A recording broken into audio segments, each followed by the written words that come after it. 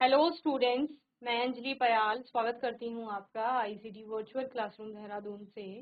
कैसे हैं आप सब लोग? उम्मीद करती हूँ आप सब लोग अच्छे होंगे और अपनी लाइफ में बहुत बेहतर कुछ कर रहे होंगे। आज हम बात कर रहे हैं क्लास 9th के साइंस की।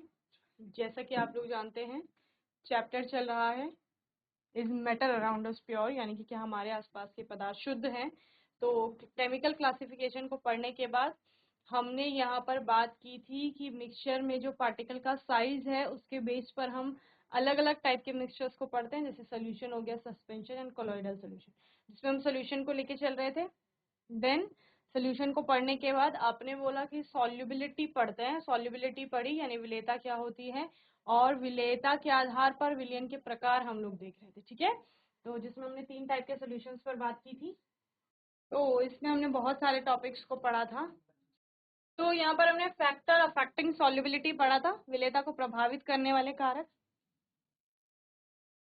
फैक्टर अफेक्टिंग सॉल्युबिलिटी में हमने टेम्परेचर की बात की थी और प्रेशर की बात की। आपने बोला था कि जो तापमान होता है वो सॉलिड्स और लिक्विड की सॉल्युबिलिटी को डायरेक्ट अफेक्ट करता है, यानी कि अगर तापमान बढ़ाते हैं, जो ठोस और द्रव होते हैं उनकी विलेयता बढ़ती है। ठीक है, क्या? तापमान बढ़ाने से। वहीं पर गैसें जो होती है वो गैसों में और जल में आपका लेस सॉल्युबल हो जाती हैं, लेकिन किसी किसी ऑर्गेनिक सॉल्वेंट में उनकी विलेयता बढ़ती है। वहीं प्रेशर की बात करें तो सॉलिड्स और लिक्विड की सॉल्युबिलिटी पर जो आपका प्रेशर है यानी दाब है उसका कोई प्रभाव नहीं पड़ता है, लेकिन गैसों की विलेयता में प्रभाव पड़ता है। गैसों की विलेयता बढ़ जाती है दाब बढ़ाने, अगर गैस पर आपका दाब लगाया जाए। ठीक है ना, कोल्ड ड्रिंक वाला एग्जाम्पल मैंने आप लोगों को इसका बताया था। अब विलेयता के आधार पर 3 प्रकार के विलयनों को हमने की बात की थी। विलयनों की, एक सैचुरेटेड सॉल्यूशंस यानी संतृप्त विलयन, ऐसे विलयन जिसमें और अधिक विलेय को घोला नहीं जा सकता, संतृप्त विलयन कहलाता है। दूसरा था अनसैचुरेटेड यानी असंतृप्त विलयन, तो ऐसा विलयन जिसमें और अधिक विलेय को घोला जा सकता है उसको असंतृप्त कहा जाता है। और तीसरा आता है सुपर सैचुरेटेड, जिसमें आपका संतृप्त विलयन को गर्म किया जाता है और उसमें और अधिक विलेय को घोला जाता है, तो उसको कहा जाता है सुपर सैचुरेटेड। ठीक है ना, चलिए। Now types of solution based on concentration of the solution. ठीक है ना, तो विलयन की सांद्रता के आधार पर कितने प्रकार के विलयन बनेंगे। तो मैंने आपको 2 प्रकार के विलयन बताए थे, एक होते हैं सांद्र और दूसरे होते हैं तनु। एक होते हैं कॉन्सेंट्रेटेड और एक होते हैं आपके डाइल्यूट। 2 प्रकार के, कॉन्सेंट्रेटेड यानी जिसको सांद्र कहा जा रहा है, और डाइल्यूट यानी कि जिसे तनु कहा जा रहा है। ठीक है, तो कौन सा डाइल्यूट होगा, कौन सा कॉन्सेंट्रेटेड होगा? डाइल्यूट सोल्यूशन वो सोल्यूशंस होते हैं जिनमें विलेय की मात्रा अपेक्षाकृत कम होती है। ठीक है, और कॉन्सेंट्रेटेड वो वाले सोल्यूशंस है, वो वाले विलयन हैं जिनमें विलेय की मात्रा अपेक्षाकृत अधिक होती है। क्लियर है? चलिए समझते हैं एक एग्जांपल से कि आपने क्या किया। आपने 2 बीकर लिए, ठीक है,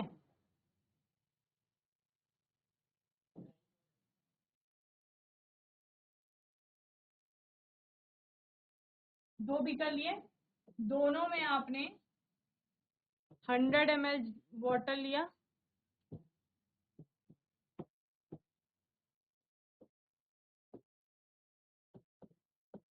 ठीक है, और दोनों में ही आपने नमक डाली।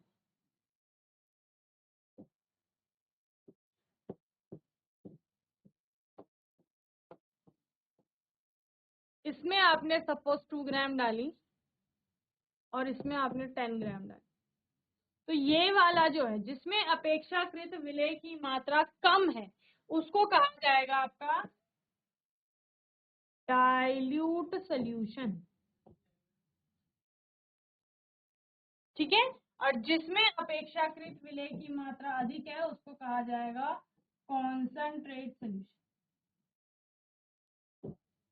यानी ये होगा आपका तनु विलयन और ये होगा आपका सांद्र विलयन। ठीक है, clear? So there are 2 main types of solutions based on the definition. ठीक है ना, based on the कॉन्सेंट्रेशन यहाँ पर लिखेंगे,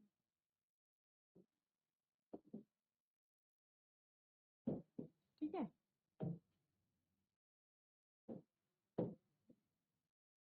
सांद्रता के आधार पर दो प्रकार के यहाँ पर आपके विलयन बनेंगे। पहला आपका होगा डाइल्यूट सोल्यूशन यानी तलु विलयन जिसको कहा जाएगा, ठीक है।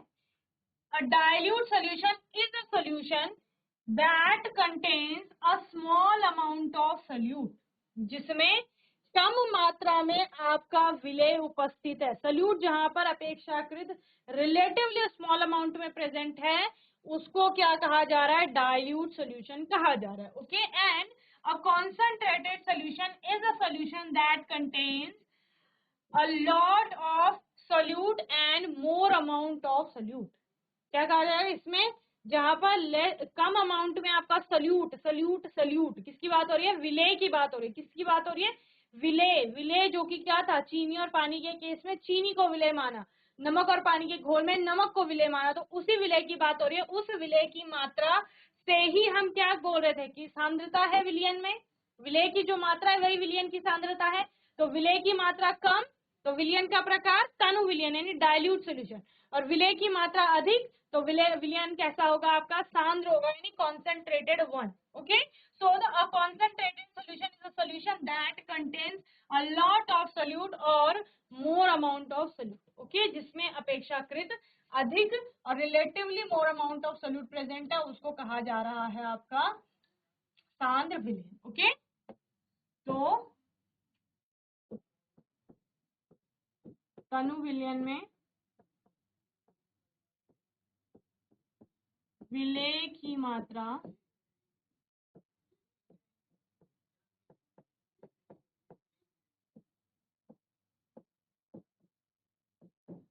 अपेक्षाकृत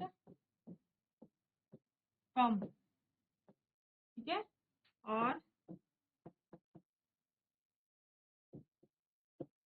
सांद्र विलयन में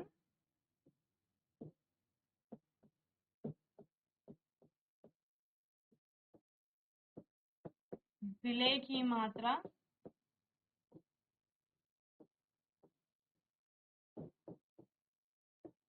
अपेक्षाकृत अधिक।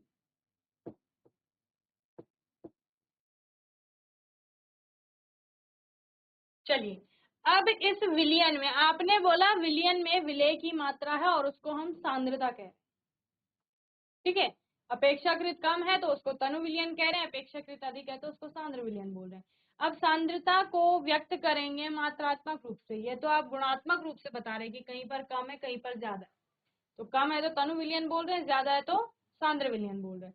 मात्रात्मक रूप से आप कैसे बताते हैं, तो उसको हम परसेंटेज के रूप में बताते हैं, जिसको कहा जाता है द्रव्यमान प्रतिशत यानी कि मास परसेंटेज, और वेट परसेंट और परसेंट बाय वेट भी से कहा जाता है, भार प्रतिशत भी इसके लिए वर्ड आता है, ठीक है। तो ये बेसिकली होता क्या है कि आपके पास जैसे आप प्रतिशत निकालते हैं ना, प्रतिशत निकालना आता है सभी को, आता है। कैसे निकाला जाता है प्रतिशत, टोटल जो वैल्यू होती है, टोटल जो भी चीज है आपके पास, मैक्सिमम जो भी चीज है उसमें से जितना पार्ट उसका होगा उसको डिवाइड करते हैं और मल्टीप्लाई कर देते हैं 100 से, है ना। अब आपने यहाँ पर क्या निकालनी है, विलयन की सांद्रता निकालनी है। तो यानी विलयन का अगर आपको द्रव्यमान प्रतिशत निकालना है तो द्रव्यमान प्रतिशत यानी द्रव्यमानों का प्रतिशत, तो किस किस का द्रव्यमान, एक टोटल क्या है आपके पास, कुल विलयन है, उस विलयन के द्रव्यमान में आप देखेंगे विलेय का कितना द्रव्यमान है, और यानी कि विलेय का द्रव्यमान प्रतिशत आपका आ जाएगा। इसी प्रकार से विलायक का किस प्रकार निकालेंगे, विलयन के द्रव्यमान से भाग देंगे विलायक के द्रव्यमान को, गुणा करेंगे 100 को, तो वो आ जाएगा विलायक का द्रव्यमान। तो mass percent or percent by mass, it may be defined as the number of solute per 100 parts by mass of solution। इसे विलयन के द्रव्यमान के अनुसार प्रति 100 भागों में विलेय की संख्या के रूप में परिभाषित किया जाता है, ठीक है ना। प्रति 100 भाग में जितना विलेय उपस्थित होगा, ठीक है, इंटू 100 करेंगे तो 100 से 100 आपका कैंसिल हो जाएगा, तो जितने विलेय की मात्रा होगी वही उसका क्या होगा, द्रव्यमान प्रतिशत, ओके। अलग अलग जो कंपोनेंट है उनका मास परसेंट आप अलग अलग निकालेंगे। जैसे सबसे पहले हम सोल्यूट की बात करें, यानी विलेय का जो द्रव्यमान प्रतिशत होगा वो होगा विलेय का द्रव्यमान बटे विलयन का द्रव्यमान गुणा 100। ठीक है, इसी प्रकार से अगर आप मास परसेंट ऑफ सॉल्वेंट निकालते हैं तो वो क्या आ जाएगा, मास of solvent upon mass of solution into 100। ठीक है, और इसको नॉर्मली आप किस रूप में लिख सकते हैं, विलेय के अवयव का द्रव्यमान। तो अवयव की जगह अगर विलेय का है तो विलेय का लिख लेंगे, तो विलयन में उपस्थित विलेय का द्रव्यमान बटे विलयन का कुल द्रव्यमान गुणा 100। और अगर विलयन में के अवयव की जगह विलयन के विलायक का द्रव्यमान प्रतिशत, तो यहाँ क्या आ जाएगा, विलयन में उपस्थित विलायक का द्रव्यमान बटे कुल द्रव्यमान, जो कि किसका है, विलयन का, और गुणा 100। तो ये किस में आ जाएगा, परसेंटेज में आपका आ जाएगा। क्लियर है, चलिए नोट करिए। कुछ भी नहीं है, द्रव्यमान का प्रतिशत है। जिस प्रकार से आप क्या करते हैं, टोटल परसेंटेज, आप अपने मार्क्स का परसेंट निकालते हैं ना, कि 8th में सपोज हमारे मैक्सिमम मार्क्स 500 थे, 500 हमारे अधिकतम नंबर थे, उनमें से एक कोई स्टूडेंट है जिसके आए 400 मार्क्स। अब ए के मार्क्स परसेंट निकालो, कितने प्रतिशत मार्क्स उसके आए, तो आप क्या करोगे, 400 डिवाइडेड बाय 500 इंटू 100, कितना आ गया, 80% मार्क्स आए हैं उसके। बोलो, ठीक है। तो इस प्रकार से आपने क्या निकाला, उसके मार्क्स का परसेंट निकाला, उसके मार्क्स का प्रतिशत निकाला। अब यहाँ मार्क्स परसेंट निकाला, द्रव्यमान का प्रतिशत निकाला, या अंकों का प्रतिशत था, तो हमारे पास अंक थे 400 500, ये अंक थे हमारे पास। यहाँ हमें द्रव्यमान का प्रतिशत निकालना है, तो हमारे पास प्रश्न में द्रव्यमान होना चाहिए। अब जिसके द्रव्यमान का प्रतिशत निकालना है, एक तो उसका द्रव्यमान होना चाहिए और पूरे विलयन का द्रव्यमान होना चाहिए। अगर विलेय का द्रव्यमान प्रतिशत निकालना है तो विलेय का द्रव्यमान बटे विलयन का द्रव्यमान गुणा 100, और अगर विलायक का द्रव्यमान प्रतिशत निकालना है तो विलायक का द्रव्यमान बटे विलयन का द्रव्यमान गुणा 100। बोलो, क्लियर है, चलिए नोट करिए जल्दी से।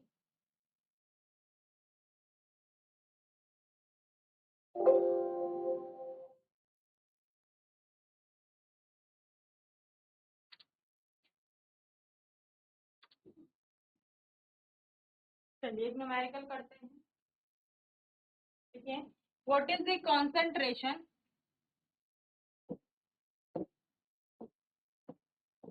क्वेश्चन है आपका, what is the concentration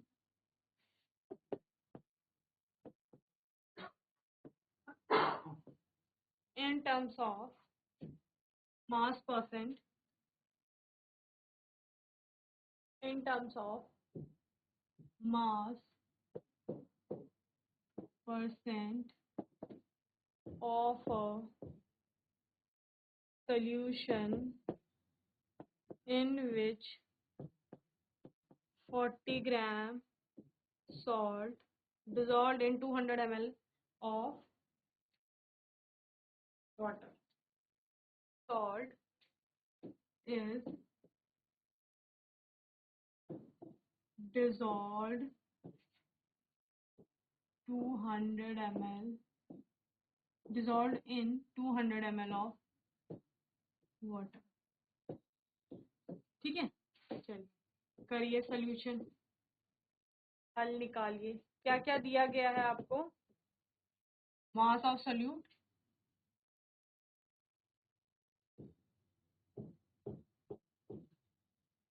is equal to 40 gram. ठीक है, 40 ग्राम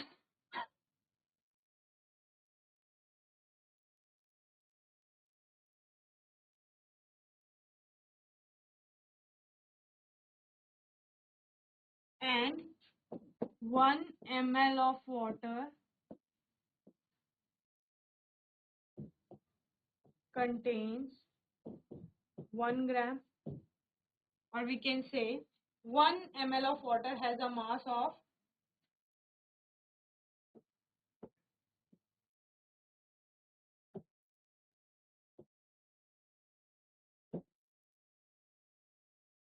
mass of 1 gram, so 200 ml water means 200 ग्राम। ठीक है, क्या समझे? ml में दिया गया है ना आपको, आपको ग्राम चाहिए, तो वहां पर हम बोल रहे हैं कि 1 ml वाटर जो है उसमें मास 1 ग्राम है, तो 200 ml में कितना हो जाएगा? 200 ग्राम हो जाएगा। ठीक है, अब आप क्या करेंगे? अब आप फॉर्मूला लगाएंगे, mass percent is equal to mass percent of solute, mass of solute,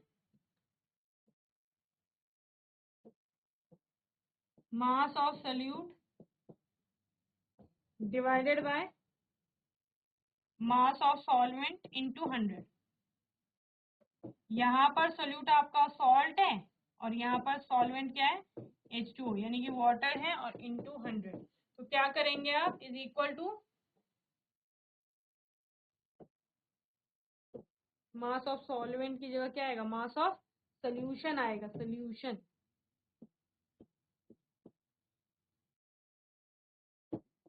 ठीक है, अब मास ऑफ सोल्यूट आपका कितना है? 40 ग्राम, और मास ऑफ सोल्यूशन कितना होगा? बोलो। मास ऑफ वाटर यानी कि जो सॉल्वेंट है वो है 200 ग्राम, और सोल्यूशन में क्या होता है आपका? सोल्यूशन में होगा आपका, ये ध्यान रखना है आपको, सोल्यूट प्लस सॉल्वेंट। ठीक है, तो 40 प्लस 200, तो कितना आ जाएगा? 240 इंटू 100। ठीक है, बोलो भाई।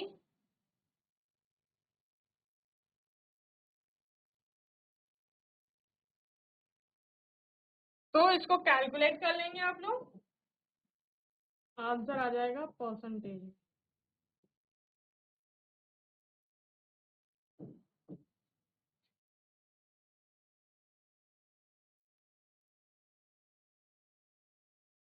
16.6766 आएगा आपका। ठीक है,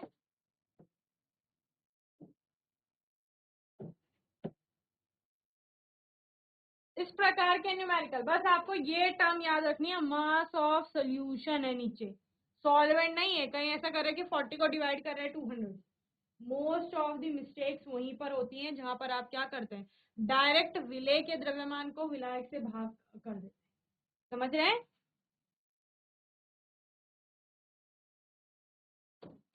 क्या था प्रश्न? विलयन की सांद्रता बताइए जहां 40 ग्राम विलेय 200 ml जल में घुला है। ठीक है, तो हल कर रहे थे आप लोग, तो कैसे किया?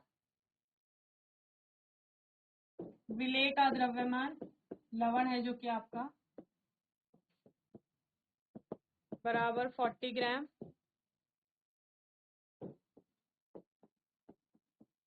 विलायक का द्रव्यमान 200 से आपने क्या बना लिया था? 200 ग्राम बना लिया, ml से आपने ग्राम बना लिया था।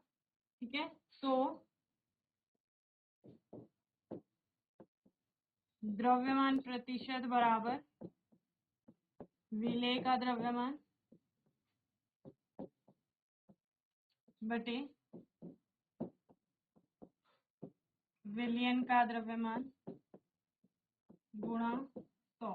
ठीक है, तो विलेय का द्रव्यमान 40, विलयन का द्रव्यमान 200, विलायक का है और 40 विलेय का है, तो 240 हो गया इंटू 100। ठीक है,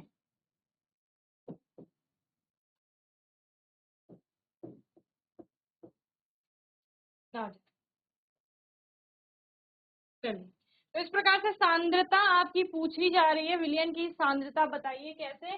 द्रव्यमान प्रतिशत की टर्म में। ठीक है ना?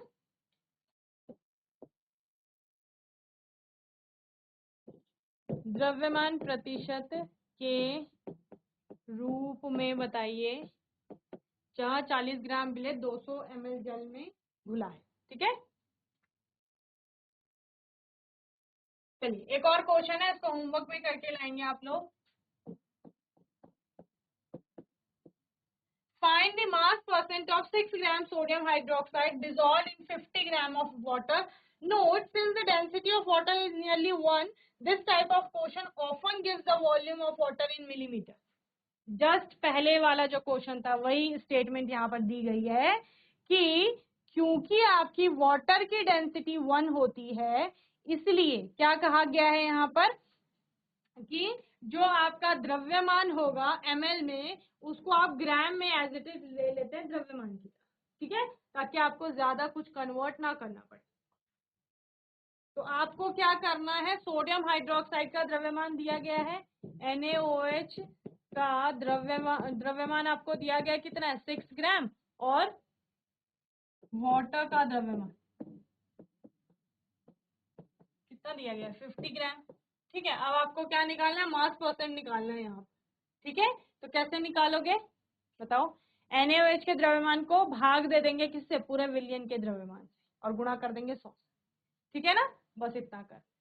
चलिए, तो मैं उम्मीद करती हूँ आज का सेशन आप सभी को समझ में आया होगा। आज के सेशन में हमने यहाँ पर विलेयता के बारे में कुछ और पढ़ा, कॉन्सेंट्रेशन के आधार पर हमने 2 प्रकार के विलयन देखे, और फिर हमने बात की कि सांद्रता को हम कैसे मापेंगे मात्रात्मक रूप से। तो हमने यहाँ पर द्रव्यमान प्रतिशत को समझा और पढ़ा, इसके न्यूमेरिकल हमने यहाँ पर एक किया, और एक मैंने आपको ये होमवर्क में दिया है। आने वाले सेशन में कुछ और नए टॉपिक्स पर हम लोग बात करेंगे, और तब तक के लिए ICT वर्चुअल क्लासरूम से जुड़ने के लिए धन्यवाद।